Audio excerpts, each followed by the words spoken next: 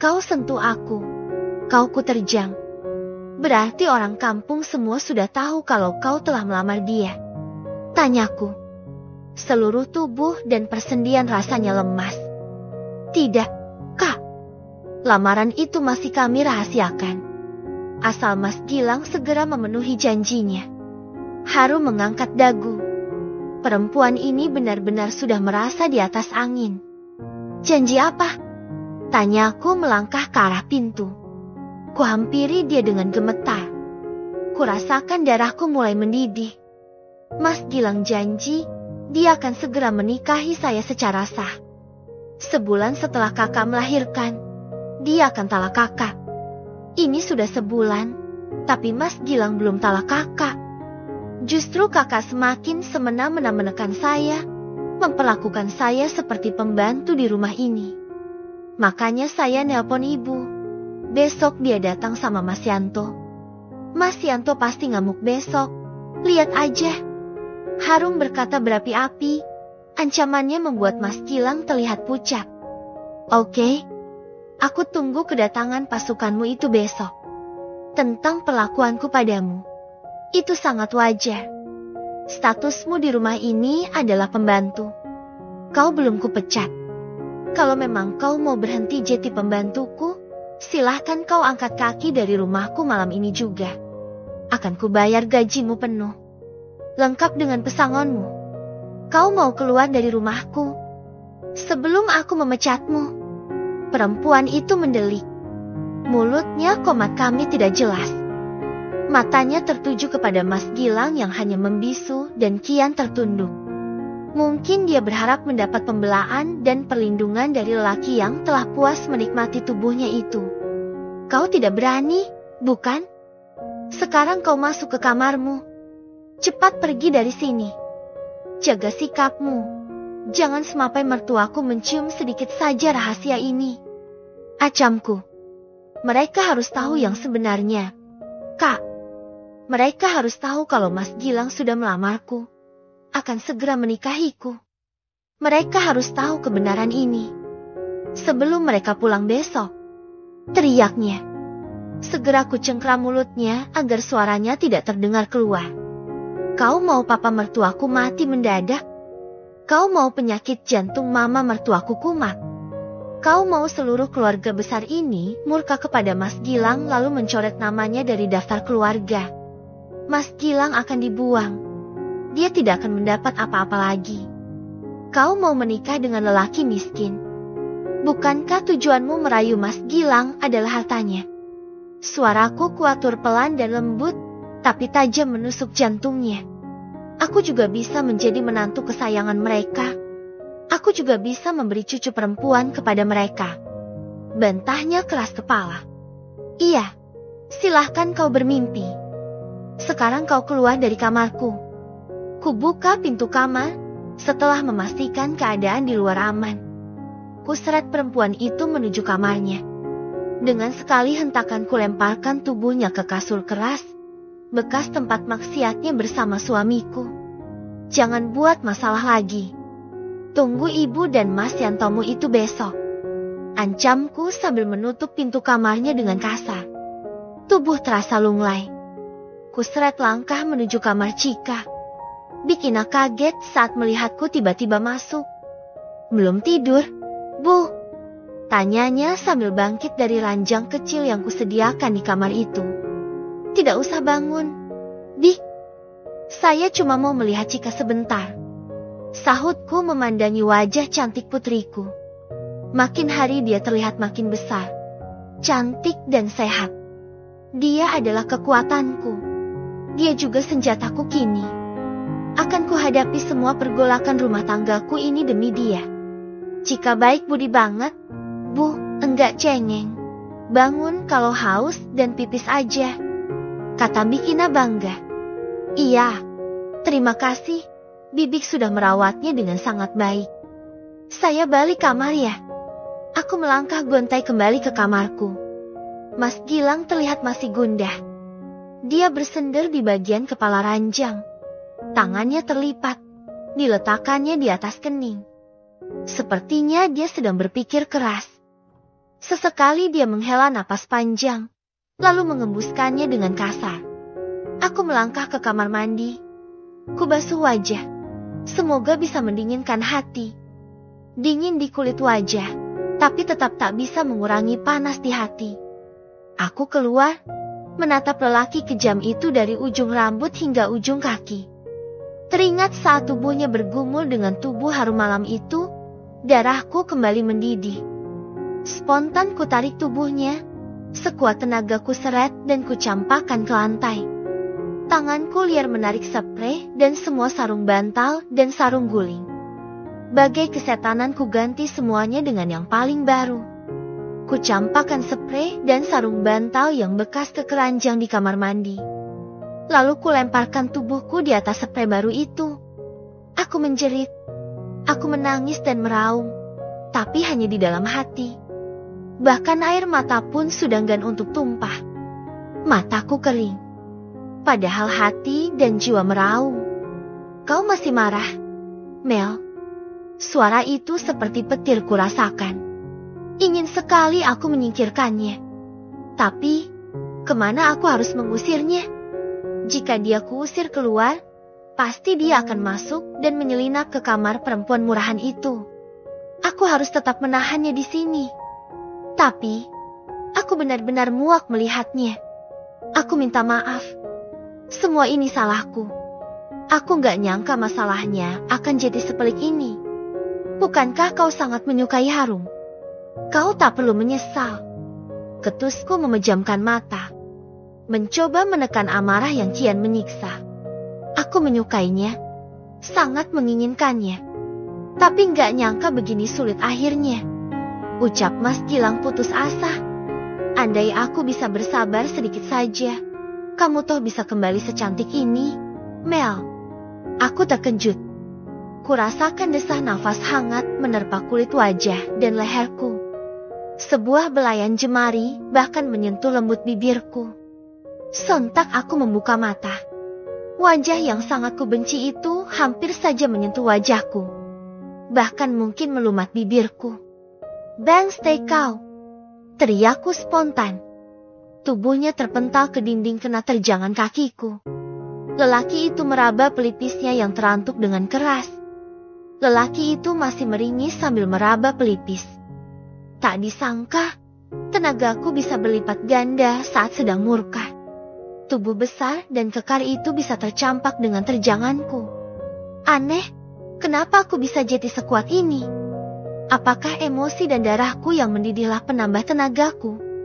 Entahlah. Pelan dia bangkit lalu melangkah ke arah cermin. Dia meneliti benjolan sebesar kelereng di dahi melalui pantulan cermin. Aku terkesiap, menanti reaksinya selanjutnya.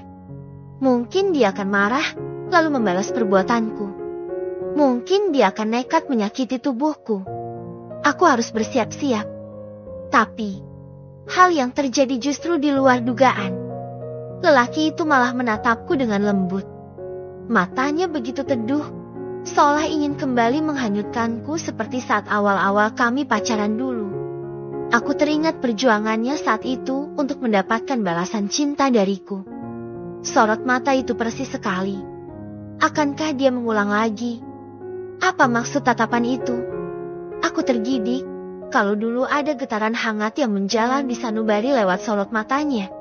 Tapi kini ada rasa muak dan mual yang mengocok perut karenanya. Sumpah, aku jijik melihatnya. Mau muntah. Mel. Bisikan itu terdengar begitu lirih. Seolah menghibah dan memohon belas kasih. Aku rela kau tendang seperti tadi. 1000 kali pun kau menendangku seperti tadi aku pasrah. Kalau memang hal itu bisa menebus kesalahanku. Astaga. Apa yang kudengar ini? Mas Gilang berkata seperti itu setelah aku menendangnya. Apa yang terjadi dengannya? Jangan-jangan dia geger otak gara-gara tendanganku tadi.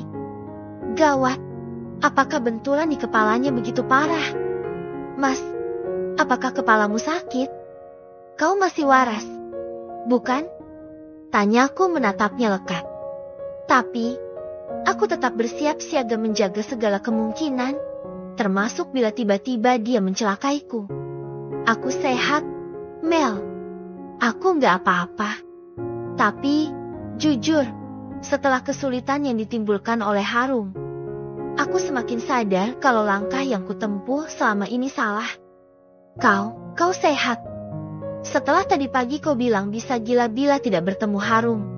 Sekarang kau bilang kau sadar kalau kau salah. Iya, Mel. Maafkan kata-kataku tadi pagi. Aku salah telah mengatakan kalau aku tidak selera melihatmu. Aku jijik dengan baju dasarmu, Mel. Aku gak selera karena wajahmu berminyak. Rambut acak-acakan digelung sembarangan. Badanmu bau minyak angin. Aku jijik, Mel. Tapi, malam ini, kau sangat berbeda. Kau cantik sekali. Kau ternyata bisa berubah juga. Kau kembali menjadi melurku yang dulu. Apalagi kalau perutmu dikecilin sedikit lagi. Kau bahkan jauh lebih cantik dari sebelumnya.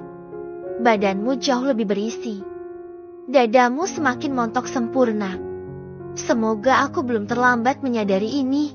Sayang. Mas Gilang melangkah ke arah ranjang.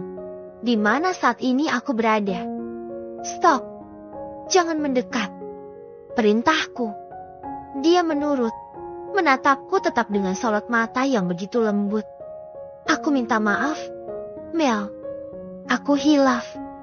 Aku terlalu fokus membandingkan kau yang sedang hamil besar waktu itu dengan Harum yang muda belia. Sekarang setelah melihat kau seperti ini, kembali cantik bahkan terlihat makin seksi lagi, aku jadi sadar, ternyata kau jauh lebih cantik daripada Harum. Aku tergoda dalam bujuk nafsu setan. Aku muak mendengar setiap hari kau mengeluh sakit betis, kepala, kaki kram. Setiap hari ada aja keluhanmu menjelang melahirkan waktu itu. Sementara Harum, dia terlihat begitu segar, bersih, wangi, dan selalu bersedia kapanpun aku ajak begituan. Aku hilap, Mel. Mas Gilang bertutur panjang kali lebar tanpa ku minta. Oke, aku paham apa maksudmu. Tapi sayang sekali. Saat ini, apapun yang kau ucapkan aku tidak peduli. Gak akan ngaruh apa-apa bagiku. Tandasku mengagetkannya. Aku minta maaf, Mel. Aku minta maaf. Akan kuulang 1.000.000 kali lagi mengatakan itu. Aku minta maaf. Aku minta maaf. Aku minta maaf. Cukup, Mas. Kau benar-benar sudah tidak waras. Kau tahu, aku punya julukan baru buatmu. Kau pengecut. Teriakku. Aku serius, Mel. Kembali dia menghibah. Kau pengecut. Setelah kau dihadapkan dengan masalah pelik yang kau ciptakan sendiri, kau memilih berlari dari tanggung jawab. Iya, kan? Kau begini karena kau takut menghadapi hari esok. Kau takut menghadapi ibu dan abangnya si Harum. Iya, kan? Lalu kau mau bersembunyi di bawah ketekku, agar aku yang menghadapi mereka besok. Begitu. Sementara kau akan terus merayu si Harum untuk berselingkuh di belakang kami semua. Iya kan? Kau pengecut, Mas. Kau pecundang. Aku gak mau kehilanganmu, Mel. Bohong. Kau hanya tidak tahu cara menghadapi masalahmu. Bukan takut kehilanganku. Yang paling kau takutkan itu adalah kehilangan Harum. Kau sudah tergila-gila pada pantai besarnya. Aku tahu itu. Teriakku semakin emosi. Rasa terhina dan direndahkan menyeruak di sanubari. Sedikit pun aku tidak percaya dengan semua ucapannya. Apalagi pada kalimat yang mengatakan aku jauh lebih cantik daripada Harum. Itu bohong besar. Aku yakin dia mengatakan ini karena putus asa. Dia frustasi menghadapi masalah besar yang akan terjadi besok. Saat ibu dan abang Harum datang, kurai selimut tipis dan sebuah guling. Kulemparkan ke atas sofa di dekat jendela. Kau tidur di situ. Sudah larut.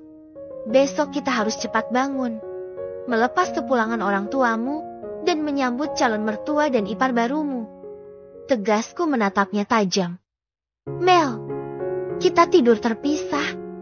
Tidak. Aku tidak mau. Kita belum berpisah, dan tidak akan jadi berpisah.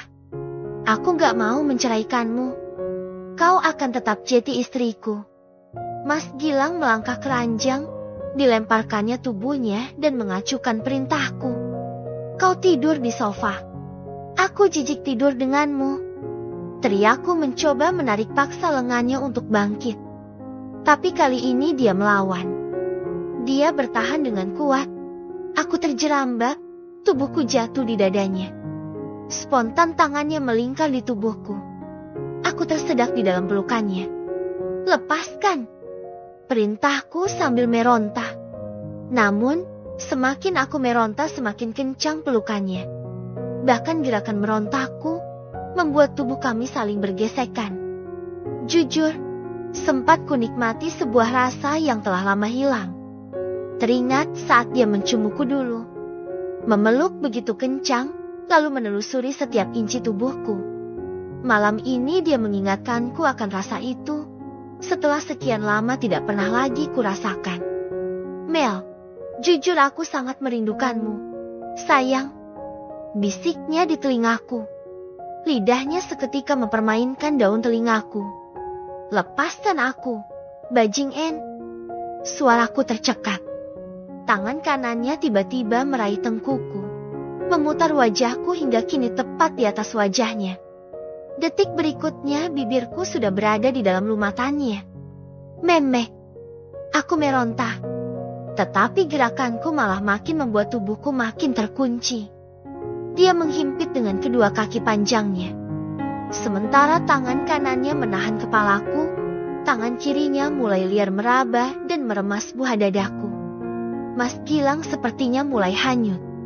Pegangan tangannya di kepalaku mengendur. Tubuhnya lemas, desah napas mulai memburu.